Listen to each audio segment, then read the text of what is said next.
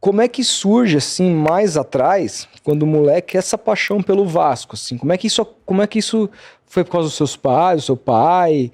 Porque, bom, eu sei que em Minas, meu vô é mineiro, era mineiro, né? Falecido vô.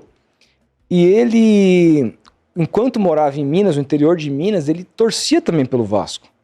Porque chegava lá, nas rádios, etc. Mas estou falando de uma época bem mais atrás.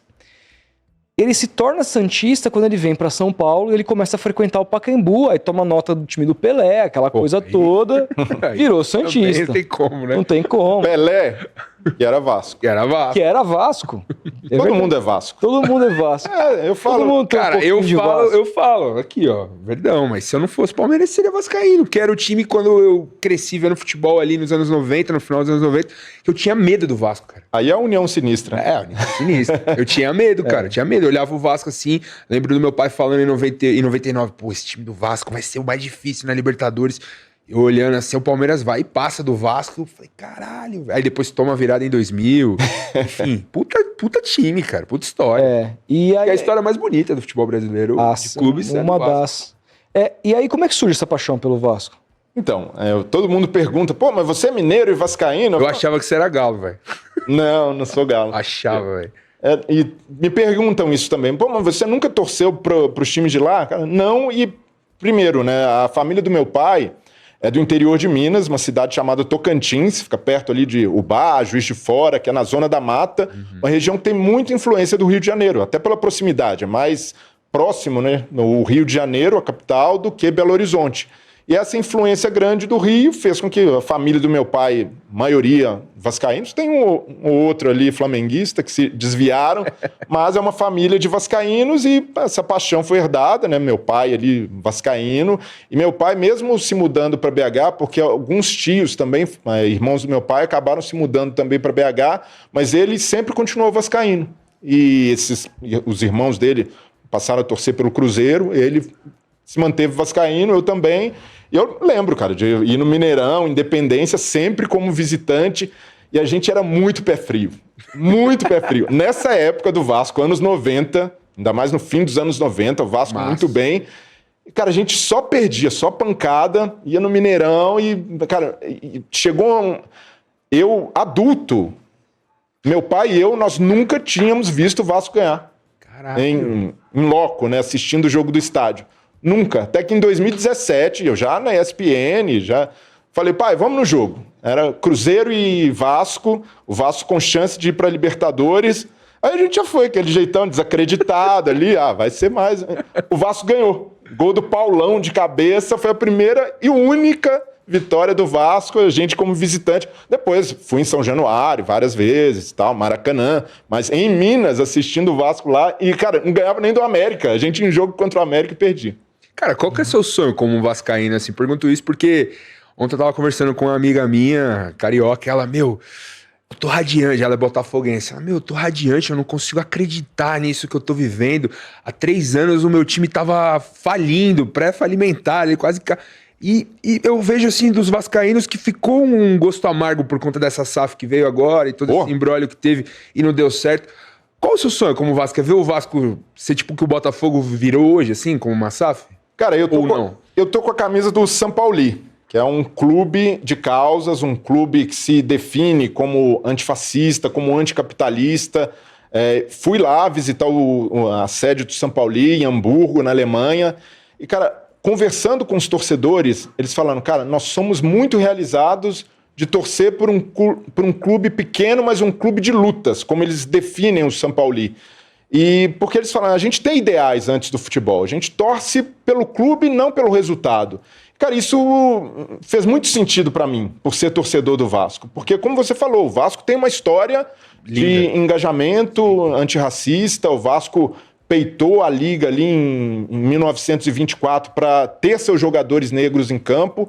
Então isso para mim vale muito. E o Vasco é um clube da barreira, um clube da comunidade, um clube que foi muito discriminado também por essa origem popular, por ser um clube... São Januário, por exemplo, tem gente que vive detratando São Januário e, cara, é um puto estádio. Sim. Você vai lá, um ambiente de futebol. Então, Pô, eu quero ver o Vasco campeão de novo, quero ver o Vasco no auge, montando um grande time, bem organizado, que não seja vendido para uma fraude empresarial como foi para 777, mas, ao mesmo tempo, eu quero que o clube mantenha os seus valores como identidade social. E o Vasco não pode se desfazer isso, porque virando SAF, é isso, a preocupação vai ser sempre um negócio. Lucro, né? Exato, e não o que o clube representa. Então, antes de tudo, que o Vasco saiba reconhecer o valor disso, de ser identificado como uma comunidade e nunca... Por exemplo, um projeto de reforma de São Januário sempre tem de privilegiar a barreira, a identificação com o bairro, a fachada histórica do clube. Para ser campeão de novo, para voltar ao auge que eu vi de perto ali fim dos anos 90, começo dos anos 2000, significar destruir esses ideais, eu prefiro que o Vasco vá à falência, porque a partir do momento que fizer isso, o clube, como forma de associação, já terá morrido. Mas aí, cara, assim, eu concordo e compartilho totalmente desse ideal, mas assim, eu já me decepcionei muito também, por exemplo, numa outra realidade, num outro contexto, mas se você vai olhar, esse time que eu citei do meu avô, que ele se apaixona, era um time de pretos. Sim. Tinha o Pepe ali, que era branco, o resto, a maioria, o Gilmar, talvez, assim, o resto, todos os jogadores pretos, retintos. E era uma coisa maravilhosa, aquela camisa branca, os jogadores pretos, o contraste, uma coisa maravilhosa. E assim, nesse contexto também, né, eu fico pensando, porra, eu gostaria muito que esse time, que se não fosse o preto, jamais seria grandioso como nunca teve um presidente preto. O Vasco teve um. Então, décadas atrás. O Santos nunca teve. Aí, cara, esse time com essa história que se solta nota antirracista, solta nota anti-preconceitos de cunho homofóbico e tudo mais, em dado momento, em outra gestão, mas nessa facilmente, se fosse esse o governo atual, faria o mesmo, recebeu lá Jair Bolsonaro, que, vamos dizer, tá politizando, não sei o que, um representante da extrema-direita do país, do fascismo, recebeu para um jogo festivo, fez gol na Vila Belmiro, quando andava de jet ski naquela... Uma das cenas mais abomináveis da pandemia, que ele, aglomerando um monte de gente, estava vestindo a camisa do Santos Futebol Clube, pouca gente se lembra disso. E aí eu fico pensando assim... Onde estão os valores? Porque se os valores do clube institucionalmente são esses, mas no fim do dia eles são comandados por pessoas que têm valores completamente diferentes, então assim, no fim do dia, o que a gente se apega para se sentir representado? E outra, grande parte dos torcedores, quando o Bolsonaro foi lá, aplaudindo e mito, torcedores do teu lado, de engolir, assim, é você olhar pro lado e falar assim, esses caras não sabem não têm a menor noção da história desse clube, do que ele representa, do que ele significa e tudo mais, que me deixou abalado. O que a gente pode fazer para tentar tornar os clubes mais o que eles são, independentemente das pessoas que lá estão? Então, a primeira coisa é tentar, é muito difícil, trabalhando na ESPN hoje, eu sei como é complicado lutar contra a lógica do resultado. Porque a gente cresceu escutando isso. Futebol é resultado. Futebol é resultado. Então, cara, o torcedor também, naturalmente, vai cobrar sempre vitórias. Mas existe algo além. E eu contei aqui o meu histórico de pé frio. Meu histórico, por exemplo, depois do auge do Vasco, a gente viveu e está vivendo ainda um período de penúria, um período longo. Poxa, desde 2011, 2012, o Vasco não monta um grande time. Mas, cara, olha São Januário, todo jogo lotado. Torcida do Vasco, o Vasco vai jogar em Manaus, mobilização, Aerovasco. Então o torcedor não se pauta por isso, cara. Por mais que a gente fale o tempo todo futebol, resultado, vitória, vitória, vitória, o clube vai além dessas coisas.